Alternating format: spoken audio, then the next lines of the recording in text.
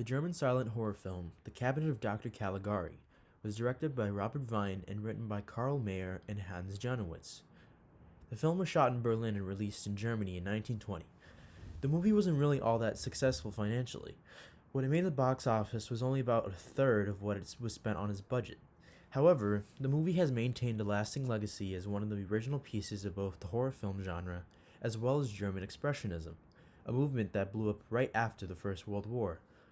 Many German Expressionist films include dark and bizarre themes and undertones. Germany's loss of the Great War and the death of many friends and families saw the German people cling to these very depressing films. Many common themes include violence, death, and heroism. The 1931 German Expressionist film M tells the story of a child murderer who was hunted down by the doughty local townspeople. The classic film Nosferatu, released in 1922, showed the true horrors of blood-sucking, murderous vampires in cinema, and the titular character is eventually defeated by exposure to sunlight after being distracted by a sacrifice from the character known as Ellen. The Cabinet of Dr. Caligari is not that different from these films. The setting is clearly not meant to be set in the natural world. The backgrounds of the scenes look dark and twisted. Every aspect of its visual style, from its form, dimension to its scale, all reflect a time of chaos and confusion that represented the feelings of the German people after their losses. However, the plot of the film is just as dark as its visuals. It starts off with our German protagonist, Francis, who, along with his friend Alan, visit a show with an older hypnotist named Dr. Caligari. The doctor puts on a show with his own special somnambulist, or sleepwalker, who is named Cesare, and apparently is actually able to predict the future. Alan asks the sleepwalker how long he has to live, in which Cesare replies that Alan has until only dawn to live. Francis and Alan mark it off as rubbish nonsense until the next day, when Francis finds his best friend Alan dead in his home with stab marks in his body. Throughout the film, Francis attempts to avenge his friend and uncover the truth of Dr. Caligari, who Francis discovers is the director of a nearby mental asylum and is controlling Cesare through hypnosis to conduct murders at night. The doctor sends Cesare to kidnap the love interest of Francis, a woman named Jane, but is almost caught and eventually dies while on the run. Francis then exposes the truth of the homicidal doctor to the public and is hailed as a hero. It all seems like everything is happily ever after until the very last scene of the film, which, in a twist ending, reveals that Francis had imagined the whole story of the film in his head all along, and was actually just a patient in the mental asylum who used other patients and staff members as characters in his own personal story. The diabolical Dr. Caligari was nothing more than the actual director or supervisor at the mental asylum. The murderous Cesare and beautiful Jane were nothing more than fellow patients at the asylum. Francis' self-created story of heroism was not uncommon in Germany, especially after millions of Germans who returned from the Great War told stories of valiant courage and heroic bravery. However, Francis, who most likely would have been diagnosed with a condition of neurosis at the time, had an interpretation of heroism within the film that can be also applied to the German society in the early 20th century.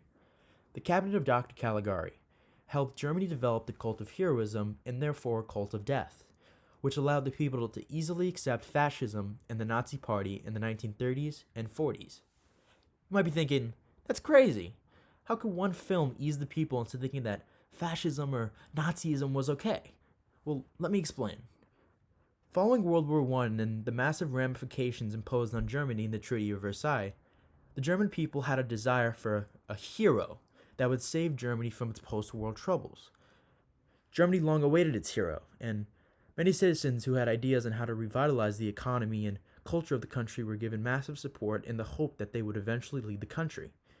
However, no one had a larger or more publicized rise than Adolf Hitler, who eventually became Germany's natural hero and gave rise to the spread of fascism in Europe. The ideology of fascism is not always clearly defined. However, cultural theorist Umberto Eco attempts to describe the qualities and components of fascism in 14 properties, described in his 1995 essay, Fascism. On page 7, Eco describes the 11th proponent of fascism, which, according to him, is that, quote, everybody is educated to become a hero. By this, he means that Fascist societies, including Nazi Germany, encouraged people to live their lives as quote unquote heroes. On the same page, he goes on to state that as a cult of heroism develops, so does a cult of death, encouraging the public to die an honorable hero's death. Umberto Eco further elaborates by stating that the fascist hero that craves death is impatient to die, and, quote, in his impatience, he more frequently sends other people to death. To summarize, Umberto Eco states that in order for fascism to be successful, a cult of heroism must be developed so that people will want to die in which they believe to be an honorable way, and therefore, a cult of death will be formed, and create quote-unquote heroes who will do or sacrifice their own lives or the lives of others to satisfy their crave for death. In this fictional story, Francis continues to transform himself into a hero. He makes up the death of his best friend Alan, imagines Cesare kidnapping his love interest Jane, and causes the fellow asylum patient Cesare to die. Francis is not afraid of letting other people live in peril or experience death just so that he himself comes out on top and becomes the hero of his story. Adolf Hitler, who saw himself as Germany's hero, also frequently sent out millions of men to die in battle, some of which he was close with before the war. Both him and Francis did this just to solidify their existence as a hero. And with every hero, there is a villain that becomes a foil or a fall guy to justify the actions of that hero. Francis portrays the quiet, awkward Cesare as a sleepwalking menace who goes out and ruthlessly kills under the control of the Mephistophelian hypnotist known as Dr. Caligari. Francis makes his own villains out of nothing, just so that he can justify his actions. This is similar to the Nazi Party before and during the Second World War, as they persecuted minority groups, especially Jewish and Romani people, who conducted no level of criminality or wickedness within or outside of Germany's borders. Now, you may have asked yourself how the German people allowed such a horrible authoritarian power as the Nazi Party to take control, and honestly, while the answer is multifaceted, one thing remains true. The cabinet of Dr. Caligari encourages a cult of heroism through the character of Francis. His obsession to become a hero is one of the characteristics of fascism as identified by Umberto Eco. He creates his own neurotic story in order to establish himself as the hero, using whoever he pleases to die, and establishing a cult of death in his own personal universe. Francis is not afraid to throw out his own friends and acquaintances out to die just so that he ends up on top at the end. When the people of Germany saw a film like The Cabinet of Dr. Caligari, and they saw Francis stop at nothing to become a courageous hero, they too wanted to follow that path of honorable redemption.